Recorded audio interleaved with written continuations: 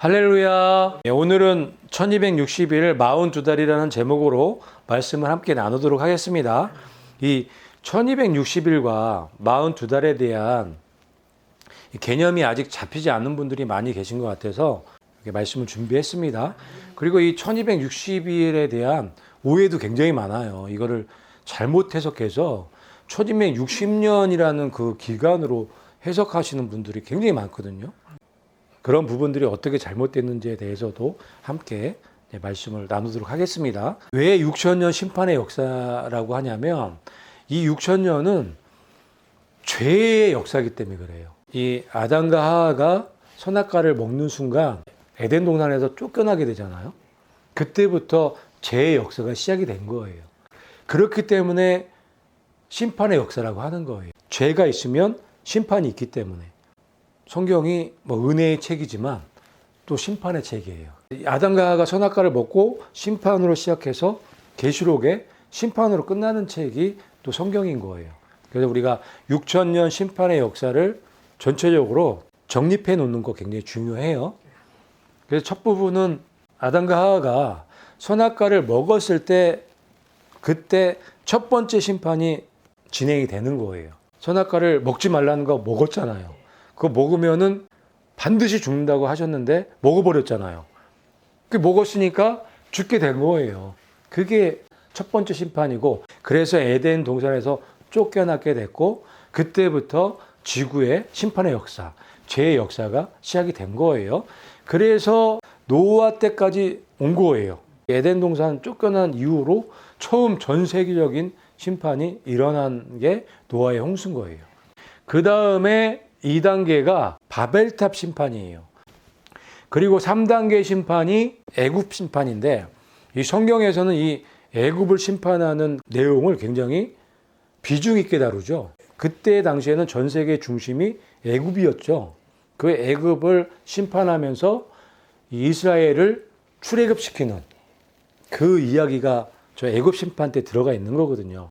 애굽 심판을 통해서 새로운 이스라엘의 시대가 오게 되는 거예요.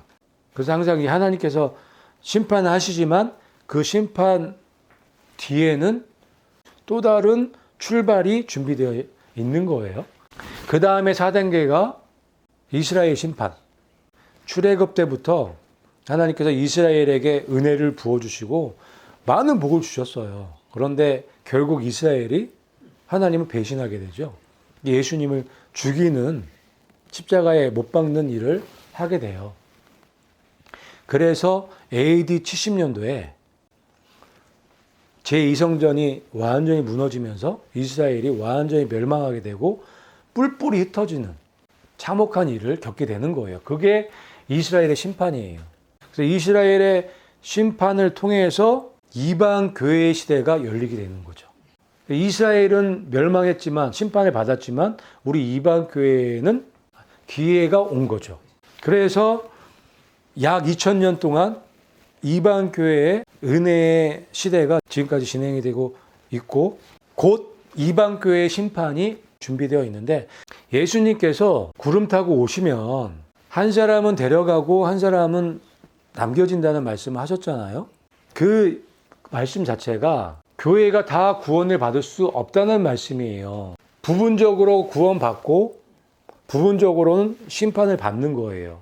환란에 던져지기 때문에. 어떻게 보면 가장 무서운 심판이 이방교회의 심판이라고 볼 수가 있죠.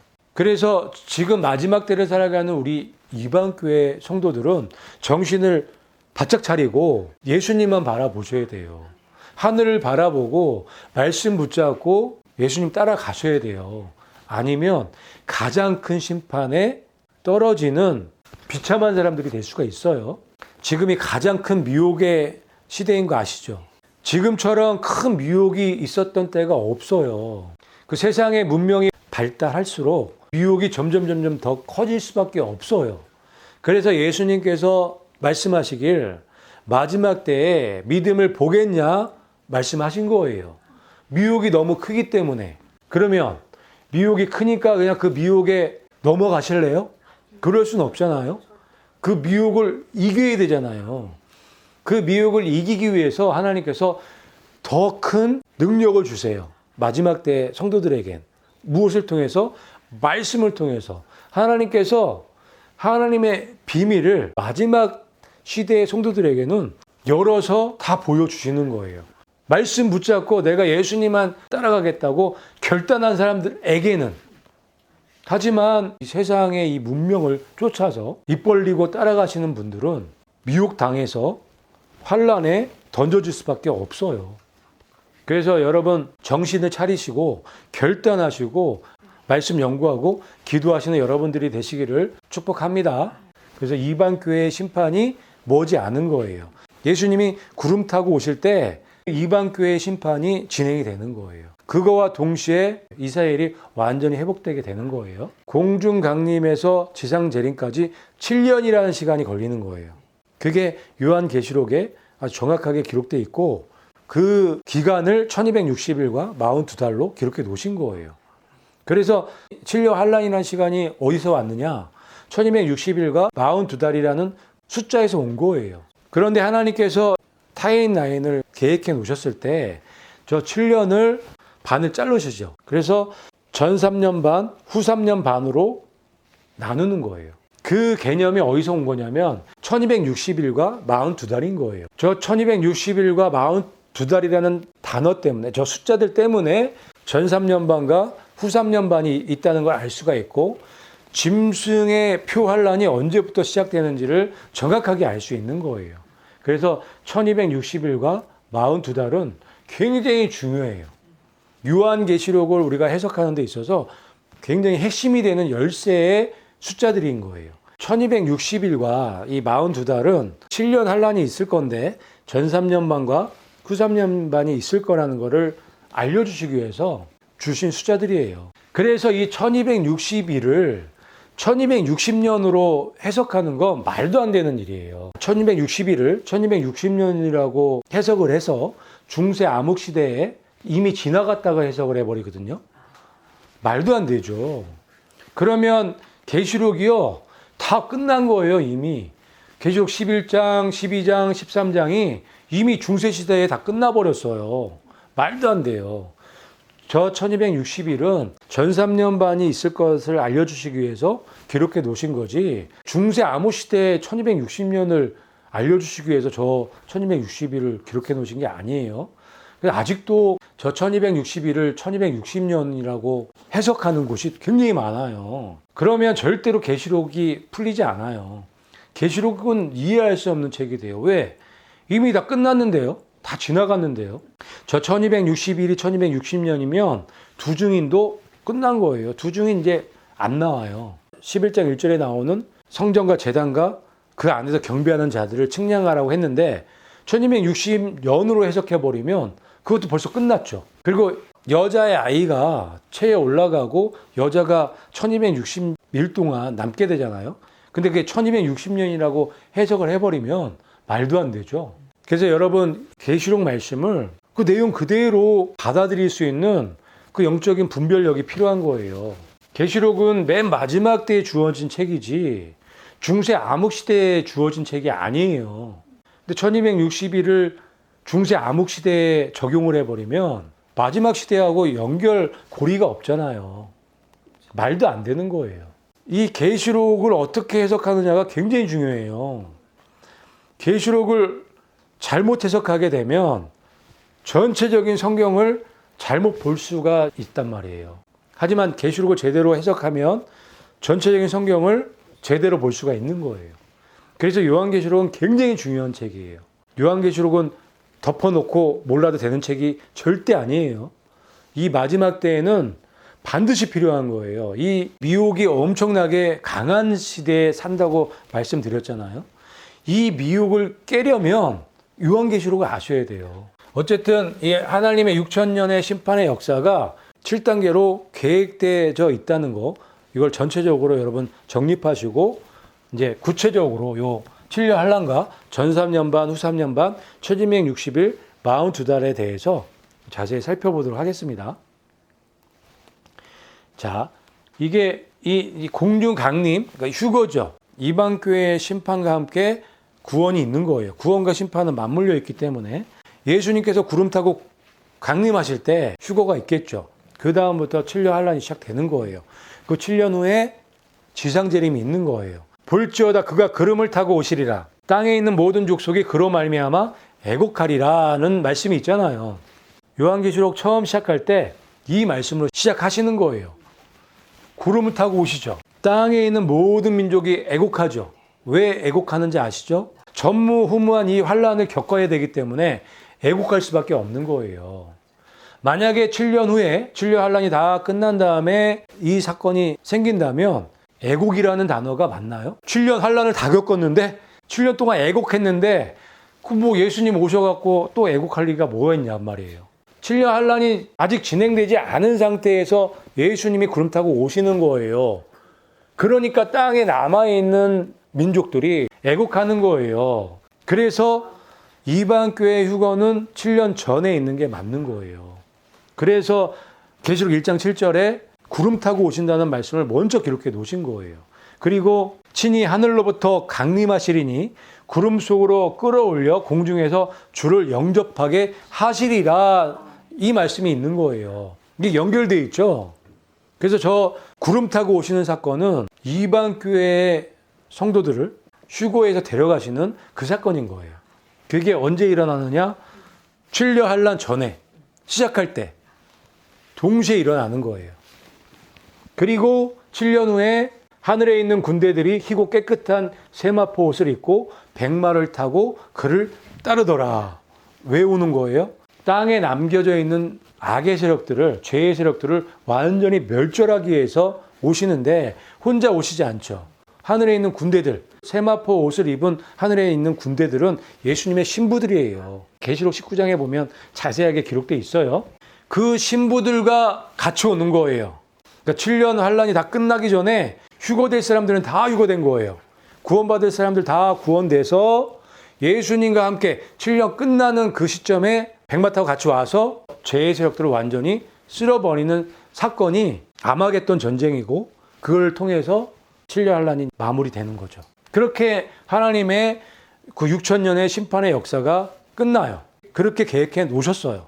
우리가 아무리 그게 아니라고 해도 하나님께서 그렇게 계획해 놓으셨기 때문에 그렇게 진행될 거예요.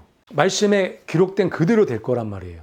그런데 하나님께서 7년 환란 중간에 특별한 사건을 기록해 놓으셨죠. 그 사건이 이제 짐승이 하나님의 보좌에 앉는 사건이에요. 그 중간을 기점으로 전 3년 반, 후 3년 반이라고 하는 거예요. 이걸 어떻게 하냐면 예언의 말씀을 통해서 우리가 알 수가 있죠. 그게 다니엘서 9장에 있는 말씀이에요. 그가 장차 많은 사람들과 더불어 한일의 동안의 언약을 굳게 맺는다는 말씀이 있어요. 여기서 한일의 동안의 언약을 굳게 맺는다는 건 7년의 기간을 얘기를 하는 거죠. 한일회니까. 한일의 동안의 언약을 왜 맺을까? 예수님의 신부들은 휴거가 됐고 사라져버렸단 말이에요. 이거를 많은 사람들이 봤을까요? 못 봤을까요? 봤단 말이에요. 그때에 적그리스도가 등장을 하는 거예요. 그 상황을 수습하면서 올라오는 게 적그리스도예요. 어떻게 그 상황을 수습할까요? 외계인이 납치해 갔다. 그런 방법으로 수습을 해 나가는 거예요. 그러면서 한인회 동안의 언약, 7년 언약을 맺게 되겠죠. 그 말씀을 여기다 기록해 놓은 거예요.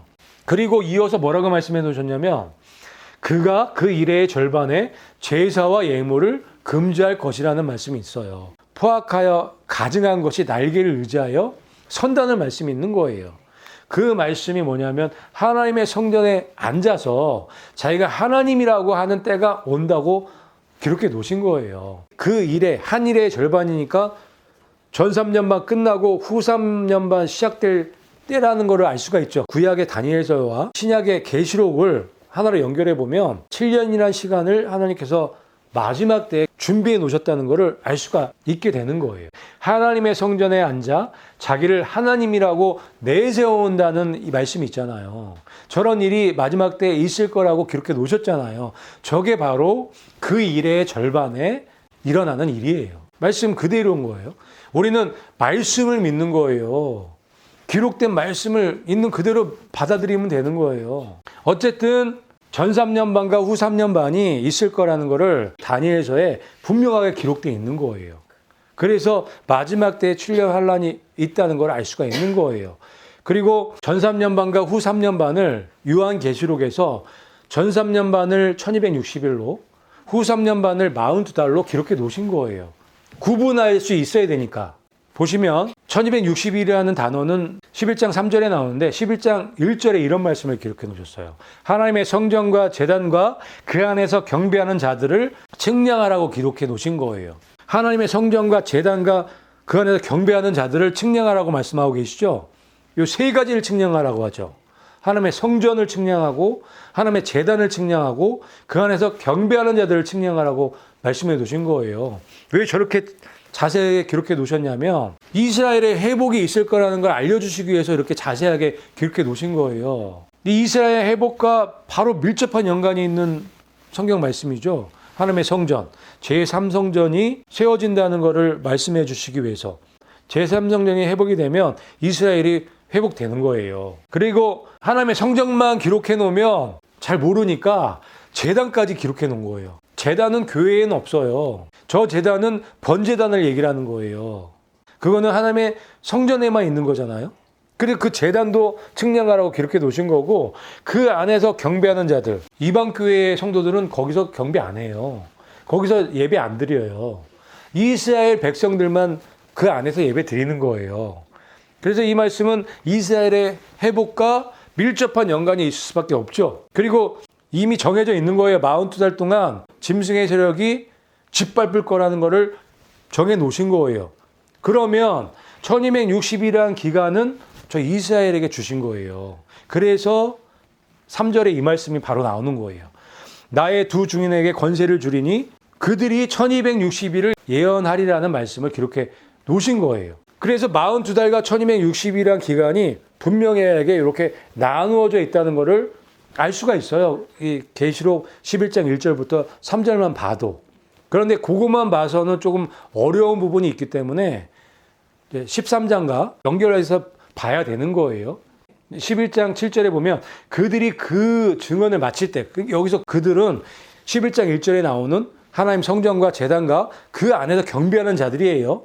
그들을 대표하는 두 증인을 얘기를 하는 거예요. 그 증언을 마칠 때 1260일이라는 기간을 주셨으니까 1260일 후에 그때 무저갱에서 올라오는 짐승이 그들과 싸워서 이기게 되는 거죠. 여기서 바톤을 넘겨주는 거예요. 1260일이 끝나니까 42달이 시작이 되는 거예요. 그래서 계시록 13장 5절에 짐승이 과장되고 신성 모독을 말하는 입을 받고 또 42달 동안 일할 권세를 받으니라라는 말씀이 있는 거예요. 근데 기록되어 있잖아요. 짐승이 42달 동안 권세를 가지고 일하게 된다는 걸 알 수가 있는 거예요.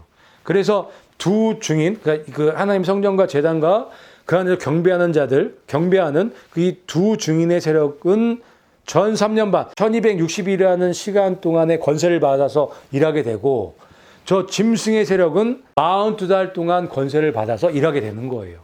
그렇게 정해져 있어요. 저 말씀대로 그대로 될 거예요. 그러면 우리는 저 말씀대로 이해하고 따라가면 되는 거예요. 순종하면 되는 거예요. 그렇기 때문에 이 1260일을 1260년이라고 해석을 해버리면 말도 안 되는 책이 돼버리는 거예요. 저기 보면 두 증인이 1260일 동안 땅을 쳐요. 온갖 재앙으로 심판한단 말이에요. 땅을 친단 말이에요. 그리고 1260일 동안 비가 안 와요. 근데 저거를 1260년이라고 해석을 해버리면 1260년 동안 비 안 와야 되죠. 1260년 동안 계속 땅을 치는 심판이 계속 있어야 되는 거예요. 엄청난 심판들이. 그런 게 있었나요? 1260년 동안 그런 일이 있다고요? 말도 안 되죠. 그리고 이 또 1260일을 후 3년 반이라고 해석하고 저 42달을 전 3년 반으로 해석하는 분들이 있어요. 어떻게 그런 계산이 나오는지 이해가 안 되지만 아니에요. 그냥 말씀에 기록된 대로 그대로 여러분들 이해하시면 돼요. 순서대로. 말씀에 기록돼 있잖아요. 두 증인이 1260일, 그러니까 이스라엘이 1260일 일하고 두 짐승이 42달 일하는 거예요. 13장이 짐승의 표장이죠. 그 42달 안에 짐승의 표 사건이 있는 거예요. 짐승의 우상을 세우고 그러니까 짐승의 우상을 완성하는 거예요. 짐승의 우상을 완성해서 경배하게 하고 강제로 안 하면 죽이는 일이 있는 거죠. 그리고 짐승의 표를 받게 해서 매매를 못하게 하는, 짐승의 표 받지 않는 사람들은 다 죽이는 그런 일이 있겠다고 얘기를 하는 거예요. 후 3년 반 때. 그게 42달의 기간이란 말이에요.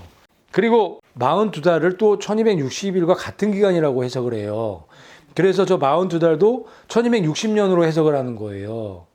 말이 안 돼요. 저 42달 안에 42달 동안 짐승의 표 환란의 그 기간이라고 13장에 보면 기록되어 있는데 이게 1260년 중세 암흑 시대에 벌써 다 성취가 됐으면 말이 안 되죠. 그래서 1260일과 42달은 이게 분리되어 있는 거고 1260일은 전 3년 반, 42달은 후 3년 반을 말씀하신 거예요. 우리는 말씀 그대로 이해하면 되겠습니다. 그리고 이 짐승이 한 명이 아니죠. 이 13장에 보면 짐승이 한 명 더 나와요. 보면은 또 다른 짐승이 땅에서 올라오니 그가 먼저 나온 짐승의 모든 권세를 그 앞에서 행하고, 여기 그림 보시면 용이 있죠. 용이 첫째 짐승, 바다에서 올라오는 그 7머리 가진 10뿔을 가진 짐승, 정치 세력이죠. 정치 세력을 얘기를 하는 거예요. 용은 사탄이고 용이 그 정치 세력들에게 권세를 주는 거예요. 42달 일할 권세를. 그래서 모든 사람들이 그 첫째 짐승에게 경배하는 그런 시대가 올 것이라고 기록되어 있죠. 그런데 이 첫째 짐승만 나오는 게 아니라 둘째 짐승도 나오죠. 또 다른 짐승이 땅에서 올라오는 거예요. 그런데 두 뿔이 있고 용처럼 말해요. 그 얘기 뭐냐면 용의 권세를 땅에서 올라오는 둘째 짐승도 받았다는 거예요. 그런데 이 말씀에 보는 것처럼, 말씀에 기록된 것처럼 그가 먼저 나온 짐승의 모든 권세를 행하죠. 그러니까 첫째 짐승 위에 있는 거예요. 둘째 짐승이 첫째 짐승 위에서 모든 권세를 행사하는 그런 시스템으로 갈 것이라는 걸 알려주시는 거예요. 그래서 계시록 17장에 보면 여자가 붉은빛 짐승을 탔는데 그 짐승의 몸에 하나님을 모독하는 이름들이 가득하고 라고 기록되어 있는 거예요. 짐승 위에 여자가 앉았잖아요. 그에게는 짐승 위에 있다는 얘기죠. 그래서 42달 동안 첫째 짐승만 권세를 가지고 다스리는 게 아니라 둘째 짐승과 함께 다스리는데 그 중에 실세는 둘째 짐승이라는 거예요. 그게 바로 음료고. 그래서 1260일은 이스라엘 대표하는 두 증인에게 주신 시간, 전 3년 반이고 42달은 저 두 짐승에게 주신 기간이라고 우리가 알 수가 있게 되는 거예요. 그래서 1260일과 42달 저 숫자가 진려 환란이 있을 거라는 것을 알 수 있게 해주는 너무너무 중요한 열쇠가 되는 거예요. 그리고 계시록 12장에 보면 임신한 여자가 나오는데 그 아이를 해산하게 되고 그녀의 아이가 체에 올라가 하나님께 이르고 그분의 왕자에 이르는 사건이 일어나잖아요. 그런데 이 사건이 언제 일어나냐? 1260일 전인 거예요. 1260일 시작하기 전에 이 아이가 체에 올라가는 거예요. 여자는 이스라엘이고 아이는 이방 교회예요. 그러니까 이방 교회가 바톤을 이스라엘에게 넘겨주는 거죠. 그러니까 이 이방 교회는 체에 올라가는 거죠. 근데 여자는 남겨지죠. 1260일 동안 사명을 감당해야 되기 때문에 남겨지는 거예요. 그 말씀이 그 여자가 광야로 도망하며 1260일 동안 거기서 그녀를 먹이게 하려 하심이더라 기록되어 있잖아요. 그래서 이 여자가 이스라엘이라는 걸 우리가 금방 알 수 있는 거예요. 그리고 하나님의 성전과 제단에서 경배하는 자들에게 1260일이라는 기간을 주셨잖아요. 바로 연결되어 있죠. 그래서 이 여자는 이스라엘일 수밖에 없는 거고 1260일 동안 남겨진다는 걸 알 수가 있어요. 그래서 1260일 시작하기 전에 이방 교회는 휴거가 되는 거고 이 여자는 1260일 동안 남겨지고 1260일 후에 휴거가 또 되죠. 그래서 이 계시록 11장, 12장, 13장은 너무너무 중요한 장들인데 그냥 있는 그대로 그 문맥만 이해할 수 있으면 그냥 다 쉽게 알 수 있는 내용들이에요. 그게 얼마 전까지만 해도 참 어려운 장들이었는데 하나님께서 11장, 12장, 13장을 너무 쉽게 다 열어주셨어요. 그 비밀들이 다 풀렸단 말이에요. 그래서 풀린 비밀을 우리가 이해하고 저 말씀들을 그대로 이해하면 그냥 쉽게 이해할 수 있는 장들이에요. 저희 영원한 복음에서 올려놓은 영상들이 상당히 많아요. 많으니까 참고해서 더 공부하시면 요한계시록이 굉장히 쉽게 여러분들에게 오실 거예요. 요한계시록은 11장, 12장, 13장만 여러분들 이해하시면 나머지 장들은 쉽게 다 풀려요. 제일 중요한 게 요한계시록 11장, 12장, 13장이에요. 핵심이에요.